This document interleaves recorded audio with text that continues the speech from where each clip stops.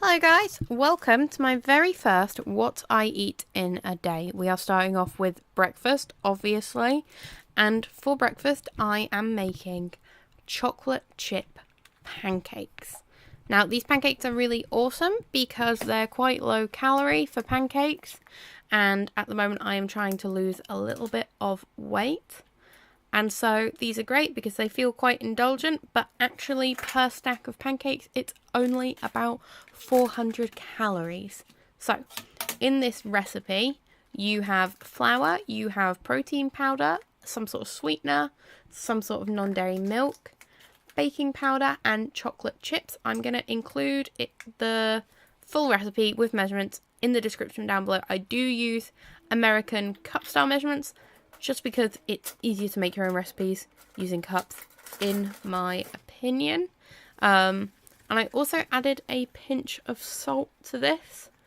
I'm not sure if it makes it taste better or not, but most recipes for pancakes call for a pinch of salt. I feel like whenever I make this recipe, I always end up adding extra milk afterwards, no matter how much milk I add, because they're always way too thick. The protein powder makes the batter really, really, really, really thick. And it's pretty cool because the one I've got is 90% protein, and I can't remember exactly how much is in a spoonful right now, but it's about 10 grams for every heaped teaspoon, I think. So you want a very, very lightly greased pan, or a non-stick pan that actually works. Ours is getting a bit rubbish because it's a bit old, but I got it from IKEA and we haven't been to IKEA in a while, so it's not been replaced. If you have too much oil, you will end up with pancakes that are really crispy on the outside, but then quite pale on the middle, and you won't get this sort of traditional nice brown pancake look.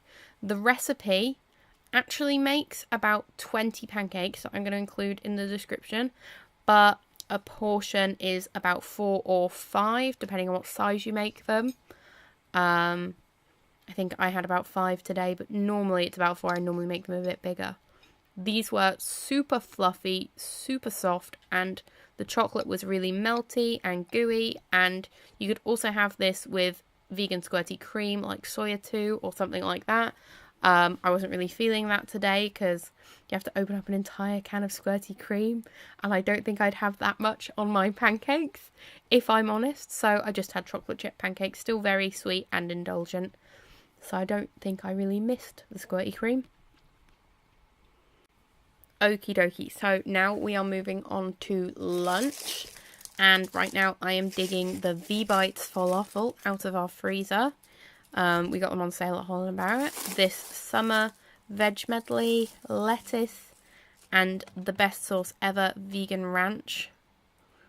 I'm going to put the falafels and the pita that I've dug out into the oven for a little bit, and I'm going to microwave the veg. This lunch is also quite light. It's around 400 calories. Depending on how much ranch you have, you could probably completely destroy that, if I'm honest. I put a little bit of pepper on everything because it just makes it taste a little bit more interesting. I'm not a big lettuce person.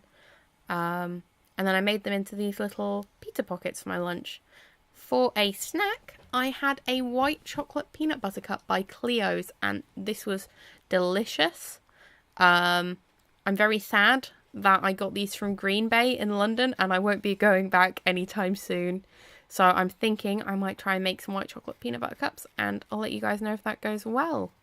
Moving on to dinner now, we are having spaghetti and meatballs. And the meatballs we use are the Sainsbury's vegetarian meatballs. And they used to have egg in them, I think, but they actually don't anymore, which is really cool. I'm adding in a small diced onion, and I'm using my ducky spatula. Very important step. And then I'm just putting about 200 grams or so of pasta in here. I'm only going to have about 75, and the rest is going to my fiance. But that's purely because I'm trying to keep my portions kind of small as I'm trying to lose weight. If you are not, you could probably have a bit more spaghetti and a few more meatballs. I'm adding about 5 cloves of garlic. I normally add garlic powder, but we have ran out and we have lots of fresh garlic, so I'm adding loads and loads of that. It was really, really yummy actually with all the fresh garlic, and the whole kitchen smelled absolutely delicious.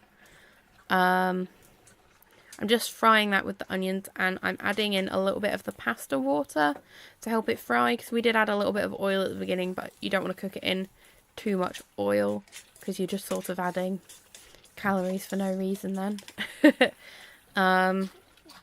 These are chestnut mushrooms, I think. We got them from Sainsbury's. They were reduced.